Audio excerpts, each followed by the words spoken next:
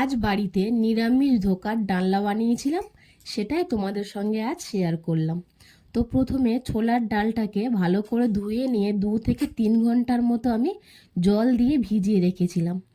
এবার একটা মিক্সি জারের মধ্যে 1 টুকরো আদা আর 4 থেকে 5টা কাঁচা লঙ্কা দিয়ে ভালো করে পেস্ট বানিয়ে নিয়েছি। কড়াইতে সর্ষের তেল গরম করে কালো জিরে আর গোটা জিরে দিয়ে পেস্ট করে রাখা ডালটা দিয়ে হলুদ, নুন আর একটু জিরে গুঁড়ো দিয়ে ভালো করে একটু নাড়িয়ে এবার একটা পরিষ্কার থালার মধ্যে ঘি বা সর্ষের তেল দিয়ে এইভাবে করে মাখিয়ে ভেজে রাখা ডালটা দিয়ে ওপর থেকে একটু সমান করে হাত দিয়ে এরকম করে নিতে হবে। এবার 2 থেকে 3 মিনিট এইভাবে রেখে দেবো। 2 থেকে 3 মিনিট পরে এই ডালটা একটু টেনে গেলেই ছুরির সাহায্যে ধোকার আকারে কেটে নেব। তোমরা যে যেরকম পারো সেই রকম শেপ দিয়ে কেটে নিতে পারো। আমি এইভাবে বরফির আকারে শেপ দিয়ে কেটে নিয়েছি।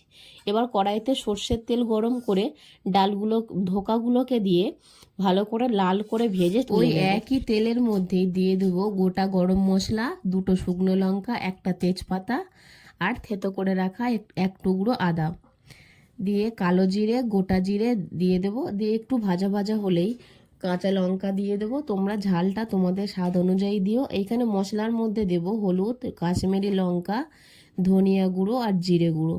এখানে 2 টেবিল চামচ আমি টক দই, একটু নুন আর জল দিয়ে ফাটিয়ে রেখেছিলাম, সেটাও দিয়ে ভালো করে কষিয়ে নেব। আর এখানে 2টো টমেটো একটু পেস্ট করে নিয়েছিলাম, টমেটোটাও দিয়ে দেবো। দিয়ে ভালো করে সমস্ত মশলা কষিয়ে নিতে হবে তেল ছাড়া ছাড়া পর্যন্ত।